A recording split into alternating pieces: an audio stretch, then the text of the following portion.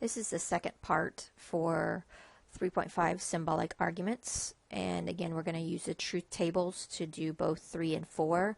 I want you to pause it and work on them yourself, and then when you're done, unpause it and I will walk you through the work. Remember that you need to put it in symbols first, what P, Q, and possibly R are. Put the actual sentences in symbolic form. Write down what you're going to use for the truth table, and then remember it's P1 and P2, then your conclusion. So first part I told you to go ahead and do, since hopefully you've already done this, you'd paused it and worked it. The printer has clogged nozzle, that's P, it's the first part. The printer does not have toner. Remember the word not, we do not include as a simple statement, so that should be a symbol, the or should be a symbol. Next sentence, the printer has toner, we already have that.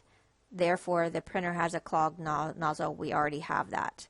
So now we're going to go from sentence form to our actual symbolic form.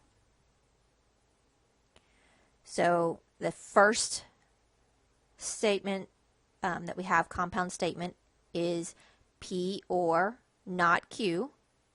Second sentence, the statement is Q. Therefore, it tells me it's my conclusion. The printer has a clogged nozzle. So this is our second step that we go. First we write it down in symbols, then we write it down, first we write down what our simple statements are, then we go to symbols, and then I strongly recommend you always going to this step before you go to your truth table, because it's confusing when you're trying to do too many steps at once. So we will always be proving this statement when we're taking a symbolic argument to test if it's valid or invalid. So we just take that piece that I've circled in yellow, P1 and P2, then my conclusion, and we have to do that piece first. So remember, we're going to start off with P and Q, because that's all we had. Our next one we're going to be looking at is our premise 1. We need a negation of Q, which is false, true, false, true. Then we're going to do our premise 1. So this is my premise 1, which we're taking column 1 or column 3. Remember, or means at least one. So at least one true gives you a true. So we're good there, we're good there, no, yes. We needed at least one true. So we're done with the premise 1. Premise 2 we've already done. Premise 2 is actually just column 2. So now we're going to do the and between the two premises. And this is complicated looking right here, meaning that writing it all in symbols. Like, it gets confusing with parentheses and all that. And that's why I strongly recommend if either you're doing it the way they're doing it in the book or you're numbering your columns. And remember, an and means both. So this is premise 1 and premise 2. That's what we're doing here. The and means both. So we're looking at column 4, and it doesn't matter the order on this one, and 2. So true, true works, true, false, no, false, true, no, true, false, no. So now we're done with that premise. We've already done the conclusion. That's number 1. So now we're going to do our if-then.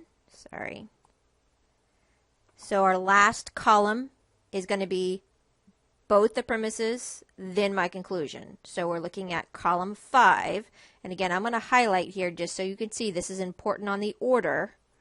Then column 1, which is my conclusion. So true, then true works. False, remember, it doesn't matter what follows. We didn't break a promise, so it's all trues. My answer here is valid. It's a tautology. It's an implication.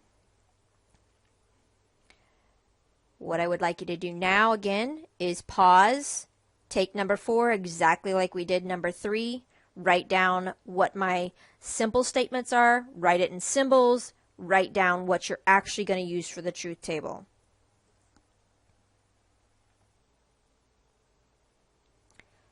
So we're going to look at each sentence separately. The engineer's courses are difficult and So I'm going to go ahead and highlight any of my logical connectives. The chemistry labs are long. So first simple statement, the engineering courses are difficult. Second one, the chemistry labs are long. Next sentence, we have an if-then. So chemistry labs are long, we already have. The art tests are easy, a new simple statement. So that's my R. That's how I know if I have a P, Q, and an R. Last one here, therefore, which is, again, tell me it's a conclusion. The engineering courses are difficult and the art tests are not easy. Remember to be careful with that. So going from writing down P, Q, and R, now we're taking each sentence, and if you highlight the words, it's kind of easy then to go to those forms. Just be careful with the word not. So that's what we did here. So we wrote our sentences in symbolic form. Now we're going to take that piece and we're going to write down what we actually are going to prove in the truth table to see if it's valid or invalid. It's P1 and P2, then my conclusion. Not anything new. I strongly recommend, again, automatically writing this down and fill in the pieces. So we're going to now start off with a P, Q, and an R. So remember there are 8 choices here. Starting off with 4 truths, 4 falses, then pairs, 2 truths, 2 falses, 2 truths, 2 falses, and then alternating true, false, true, false, true, false. So that's the beginning portion of your truth table. Then we're going to go to P1. We're going to always go in order. We don't need to do anything extra other than just do P1. So P1 is our and. Remember, and means both have to be true. So we're looking at column 1 and column 2. Trues, trues, false, false, false, false, false, false. So we're done with P1. Now we're going to be doing P2, and there's nothing extra we need to do for that other than, again, use the symbol we have for our second sentence. So we're doing Q, if Q, then R. This is one you have to be careful on the order, remember. The only time it's false is when it's true then false. So order matters on this one. You're going to be looking at column 2, then 3. Order matters. So you're going to look at column 2, then 3.